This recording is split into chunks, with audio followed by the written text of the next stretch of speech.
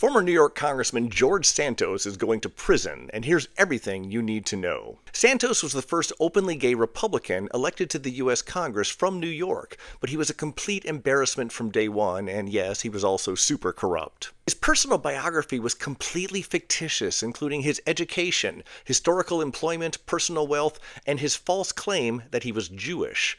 Why these things weren't exposed during his campaign is a black mark on both the media and the political parties who should have looked into this guy. George first ran for Congress in 2020, and at the time he was working for an investment company called Harbor City Capital that was actually a $17 million Ponzi scheme promising investors returns of 12 to 26% on their money.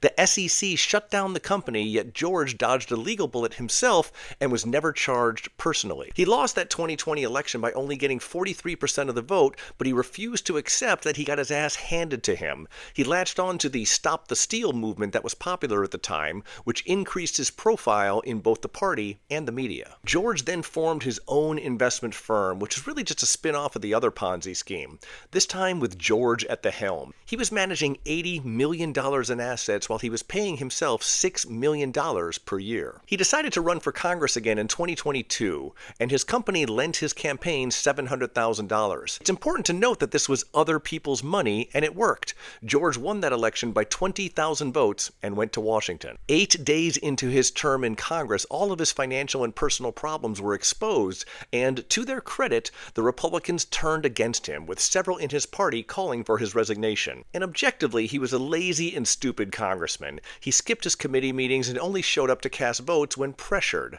By 2023, Republicans and Democrats banded together in the only thing that they could agree upon and tossed his ass out of Congress. It took a couple votes, but eventually they got the 2/3 needed to oust George and send him back to New York. Enter the FBI. Agents investigated George for 3 distinct schemes: fraudulent solicitation of political contributions, unemployment fraud, and making false statements on the financial disclosure reports submitted to the House of Representatives. Initial charges that the FBI proved were small ball stuff. He ripped off $25,000 of donations to his campaign and falsely collected $24,000 in unemployment benefits when he was a congressman making $120,000 per year. And then the FBI investigation expanded, charging George with wire fraud, aggravated identity theft, credit card fraud, and money laundering. He was basically banging out unauthorized charges on his donors' credit cards without their permission and then spending that money on luxury purchases for himself. George pled guilty in August 2024, and the judge looked at the totality of his scammy life to arrive at a sentence of 87 months in prison, which, if you're bad at math, is 7.25 years in the big house. And that's where things stand. Do you think this was a fair outcome for George? Let me know your thoughts in the comments. Follow me for daily crime stories, and then have a great day and be cool.